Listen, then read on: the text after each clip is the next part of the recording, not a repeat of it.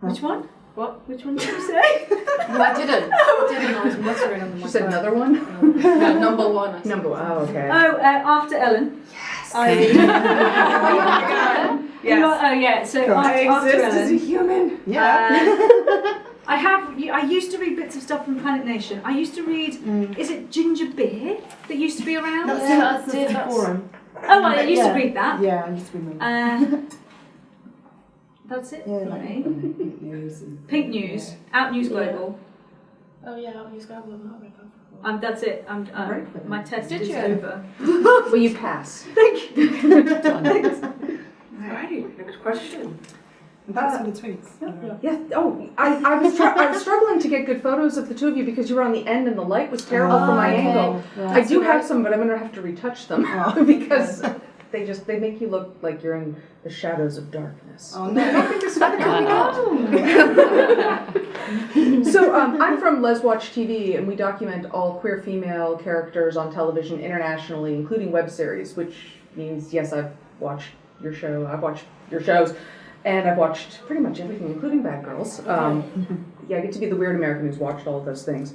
Have you seen the representation of LGBTQ quality of programming change overseas? Here, I guess, not overseas, in the last 5 years? Yes. Yes. So it's now more common to see characters within a staple show. Is that an okay way to term it? Shows, and for those characters to go from being non-existent to being token to being a little bit bigger to having a few scenes, maybe even a few episodes, and slightly more and more rounded to now we're starting to get the first shows which are mainstream, which happen to have characters who happen to be gay, and it's not about them being gay, it's just they happen to. Yeah. It doesn't define who they are. Yeah. It's, they're characters within their own rights. It needs to go further. Yeah, no, totally, it does. And their sexuality is secondary to that, which is good. It's about their story as people rather than. And just being woven into society of that storyline, which was what I found. So when I read for Marcella, the second series, I didn't realise that the characters were gay. And then I went, it's a lesbian role! Oh my god! And literally that is what I did on the plane, and I was with Jackie at the time, and we'd just done L Beach Festival and talking about Different for Girls. And I was reading it and I was like, yeah, I've got this audition. And I was like, she's coming! Literally screaming that on the plane. And the characters were just woven into that world. I mean, you know, if you've seen Marcella, it's a dark world, but there's still, you know, lesbians were represented, and in the first series, gay men were represented, and there was a lesbian character in it as well. And I think that show was quite special. I mean, it was an amazing show, but also it was quite special for that reason that there just happened to be a lesbian couple. And I do think it's changing, and the more things that I watch on British television, the more queer characters are popping up, and it's so it should, because years ago when I was auditioning there wasn't any queer roles at all. Yeah. It's becoming less of a surprise. Yeah. Well, that was a surprise to me when I was on the set. I just wanted to see it. It was a massive surprise to you. Yeah. I was very excited. I think that's what it was. It is still something that is commented on, though. It's still something like, there's this show and they've got a gay character. What really caught me off guard a few weeks ago was a commercial, and I can't remember, I know... Vauxhall, yeah. And they had the female couple on the way to the hospital, and she was having a baby. Literally, I cried. Oh, it's incredible. Because it was the first time it's the first commercial I had ever seen something like that, and it was unexpected. It genuinely made me cry. It was now. There's a few. I've noticed there's a gay couple, a male gay couple as well in something, and it's in with all the other couples, and it's just a snapshot of couples doing couple-y things, and that's lovely. Yeah. And it wasn't all they're gay; it was all they're having a baby. That was it. Like any couple, and it was just so beautiful. Oh, I cried as well. I cried. Did you? I loved it. I thought it was an amazing commercial. I was like, I wasn't expecting it. No. And I was like, oh, is that what it's like to be straight? Nice. Yeah. Next question, right there. Right, so with us talking about representation and stuff, what is your kind of like dream project, your dream role? And I mean, not just who you would be playing, but also what the context is, what kind of genre it is. Would it be a movie, TV series, web series, that kind of thing? And obviously you have all the power in the universe, all the budget that you need. Go. For you, with the exception of Batwoman. Okay. Let's not bring that up, okay? Let's not bring it up. We're still a secret. Fargo. I'm so close as well. Anyway, so fun. Here you guys go. It's such a massive question, isn't it? Yeah. I have so many roles that I would love to play, and you can't do them all in one career. You know? I mean, genuinely, I would love to do EastEnders, but also would absolutely love to... A queer character in EastEnders, or just EastEnders? Working class. Queer? And would be my first choice. Second choice, queer. Yeah. Third choice, maybe a bit of a baddie.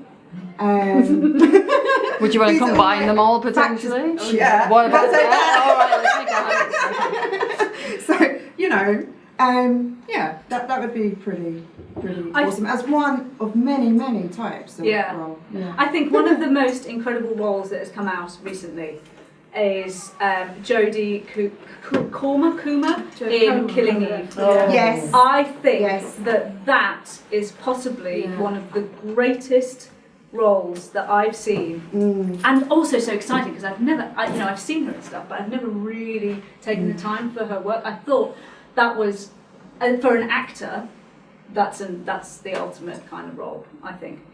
I was very excited by that show.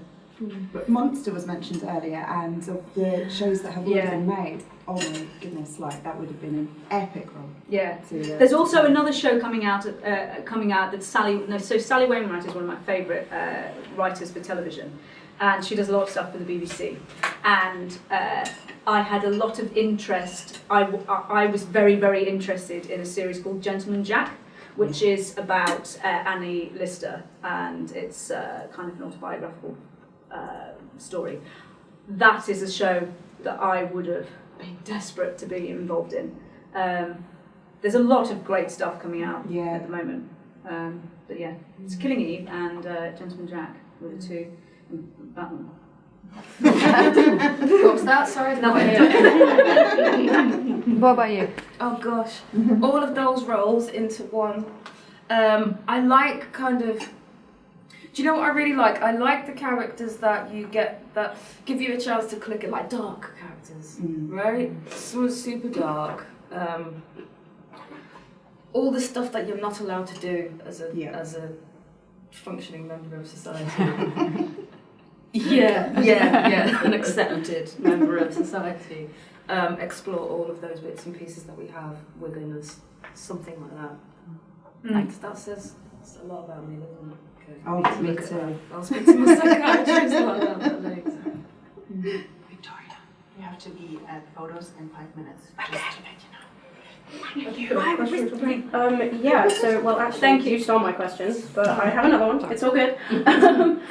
So this is just sort of about considering that British soaps, they have been quite a sort of a great thing for representation in the UK especially, but do you think we're getting enough of it on British soaps? I know we have Vanity on Emmerdale, and of course Kate and Rana on Coronation Street have been recent as well, but like, you know, could there be more done? I mean, could we start getting maybe, you know, trans people on these shows? Well, I mean, what are your thoughts? There can always be more done. Always, you know, especially in the soap world, you know, that it's 7 days a week, it's in people's front rows, it's in people's psyche.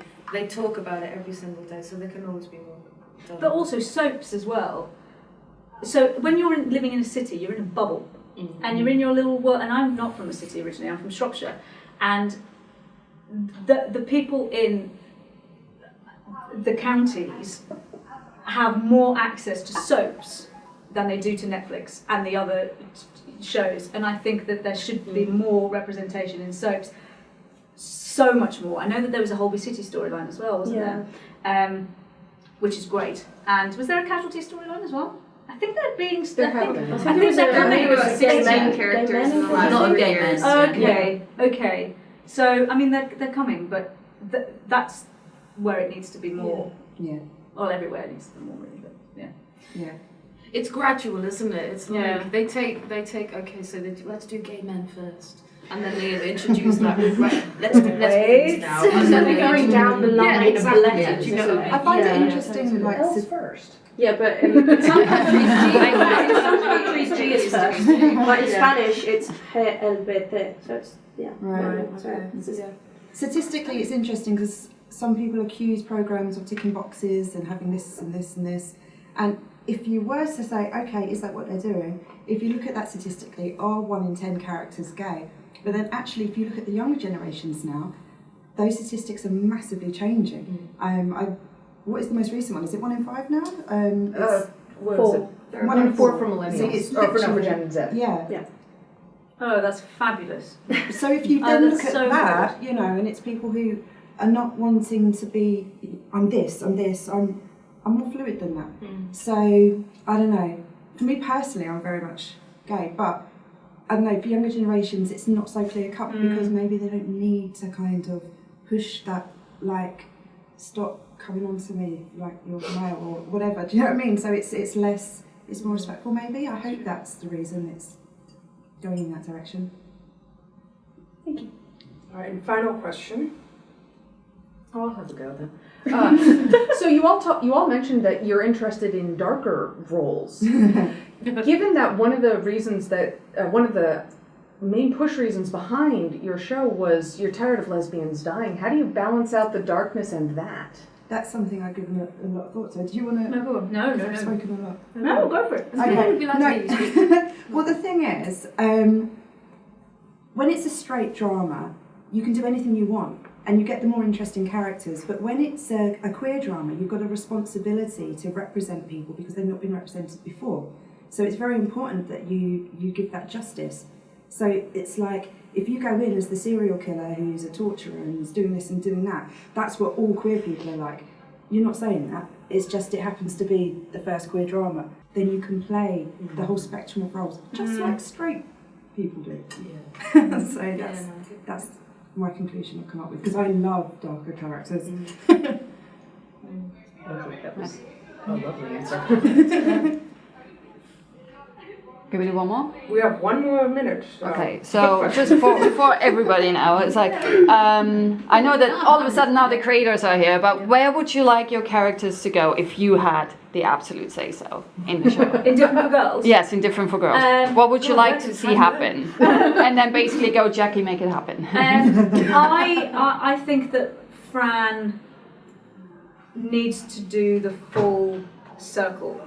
I think she's come to a happy place, but the fact that her partner, who she loves, who she kind of nearly gets married to at the end of the show, has had an affair with her twin brother and had a child with her twin brother without me knowing about it. Just, you know, that's not something that you can forgive.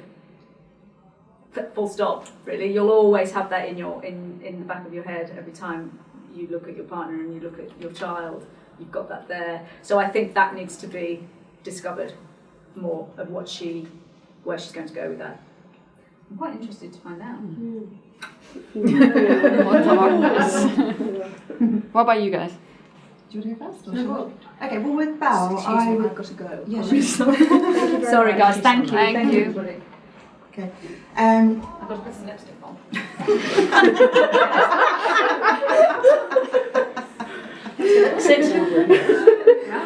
So with Belle, I would like to see her, the more depth as to who she actually is, and for that to be kind of looked into more. And for her, I think she's quite romantic at heart, and I think she would quite like a family of her own. I think that's potentially something she might want, and to explore that perhaps. I don't know, it's like, I don't know, I'm not the writer. You go in many, many directions. But well, I'm saying it's like you've got the power. I would like her to have a happy ending in every sense. Cool.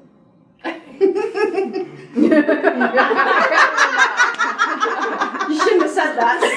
Sex again, isn't it? And considering you're quite a badass character, you get Nicola to cheat on Rachel Shelley. I mean, that's like some kind of superpower. Right.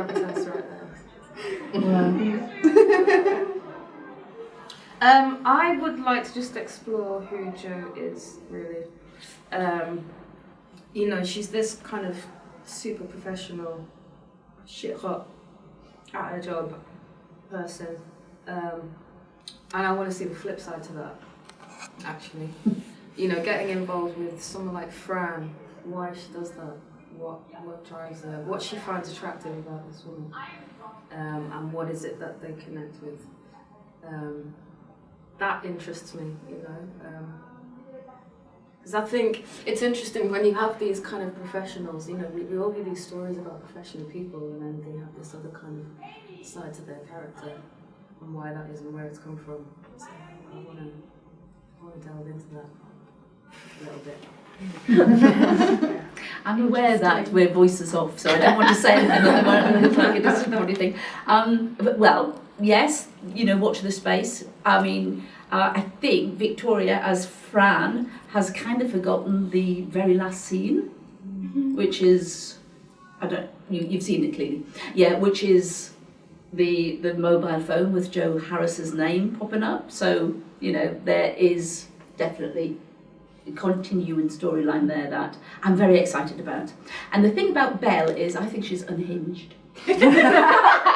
Actually, she is. I mean, she becomes, I don't know whether we're allowed to say the S word, but to me she's got stalkerish and she's not happy.